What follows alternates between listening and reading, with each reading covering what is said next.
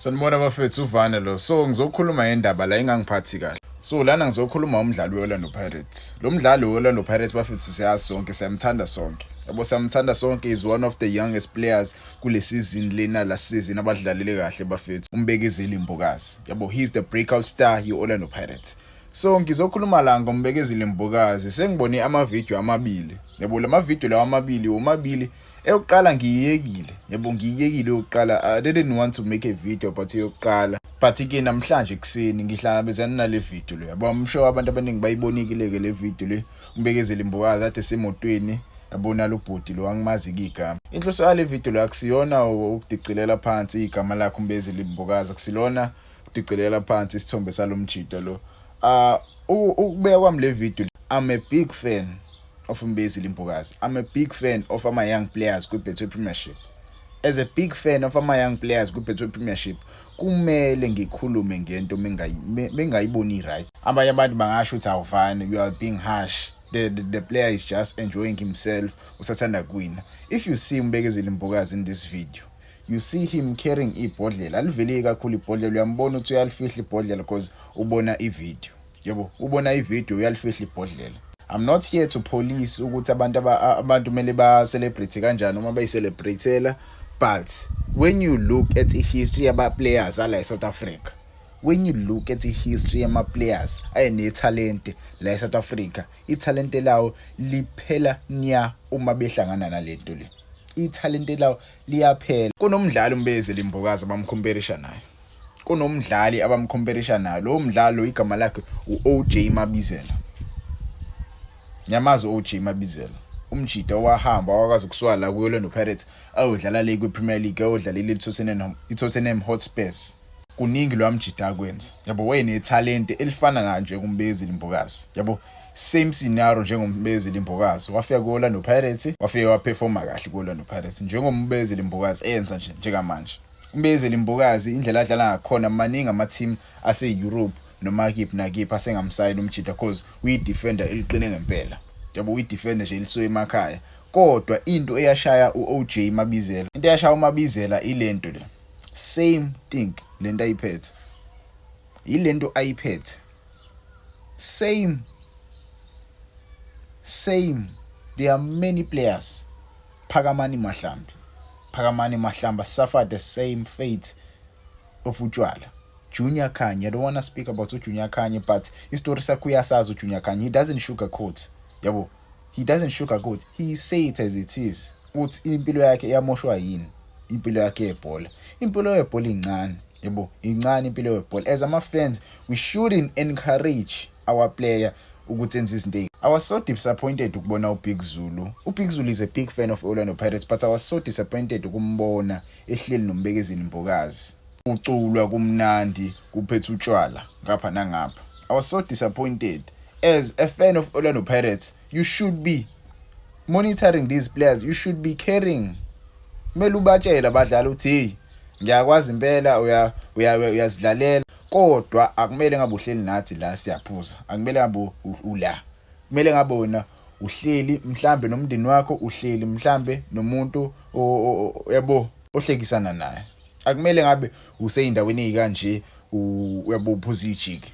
I'm not saying he was drinking, but as a Big Zulu, as ifenye Orlando Pirates, uBig Zulu, kumele ngabe nawe uyakwazi futhi ukukhuluma nawe mfana, because I see ukuthi basondelene. Kumele ngabe uyakwazi ukukhuluma naye, amtshele umfana ukuthi mfethu yabo kudliwa ngala thina sezizinto eziright, thina siyathanda ukuthi sikubone uqhubeka necareer yakho udlala kahle. Yabo I know bebe celebrate ukuthi bawinile kwi-MTN, but noma kunjalo bafethu ayekwe lento le yokubukela abadlali beyimoshela icareer yabo. I'm not saying Umbezeli Mbokazi useyimoshela icareer yakhe, but isithombe sakhe ngeke sibe sihle meliqhubeke ebonakala ephethe utshwala kanje. Ngeke sibe sihle isithombe sakhe. Yabo Sipho Mbuli right now icareer yakhe uyayibuyisa kancane kuOrlando Pirates, because umjida wayenesithombe sibi engayidlali Orlando Pirates. Engakayidlaleli nje Orlando Pirates wayenesithombe sibi because wedume ngako lokho. Since Orlando Pirates ifikile siyambona ke umjida usiyadlala, umjida ade sagcina ukuzwa ukuthi ubonakale enzani. yabo izinto ezikanjalo sathanda ukuyibona. So asithandi ukubona umdlalo njengoMbekezeli Mbukazi osana 19 years old osane future esamhlalele enza izinto ezikanje. Mbekezeli Mbukazi acela nje usondelene naye, ngicela nje mfethu azame ukumkhoza, yabo. I'm not a person othanda ukunaka indaba zabantu, but le iyangithinta kakhulu because umdlalo weOrlando Pirates, ngesithandi sonke mase sibona umjidi career yakhe yabo isidicilele kaphansi. Mbekezeli Mbukazi lungisa izinto bafo, ngiyakuthanda kakhulu ukuthi udlalele iOrlando Pirates, but yabo le ngiyibona manje angiyithandi, hayi kabi. But ke ngezwe kunina ama comments bafethu, ngabe mhlambe ngithatha izinto ngesinxele, ngabe ngiyagagamela, ngezwe ngani ngokweni ithini le ndaba kunini, because I'm sure abantu abaningi basho ukuthi ayifani ngathi usuthatha mawala manje, yabo. Ngifuna ukuzwa ngani nje bafethu ningitshele, because mina ngokwama I don't think lento le yenziwa umfana i-right.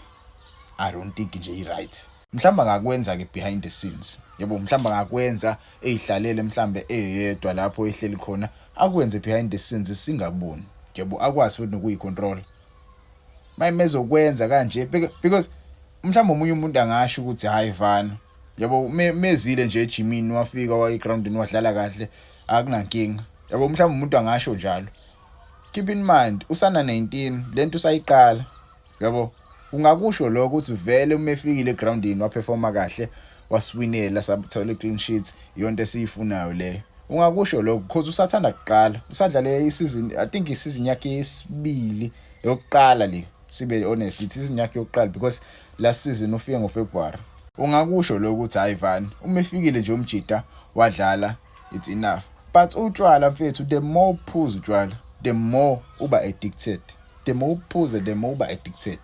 Abaphuzayo bangasho, yabo. The more uphuza, the more ujwayela lento le, and the more ujwayela lento le izoba i-bad habit.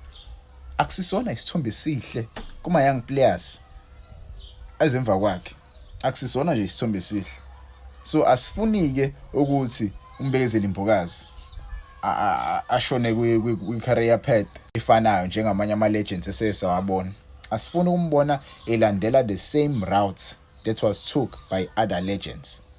There are many legends esiwaziyo aphelelwa ama-careers akho abo ngenxa lento le. So ngokwami ngithi ngikhuluma le ndaba, angithandi. I don't like talking about Orlando Pirates players. I don't like speaking bad about Orlando Pirates players. But when they are doing bad things, we must call those bad things out. They must change those things. They are playing for Orlando Pirates, not for any team. This is Orlando Pirates. So Mbekezeli, ngiyacela nje ngempela bafethu, nimkhosi.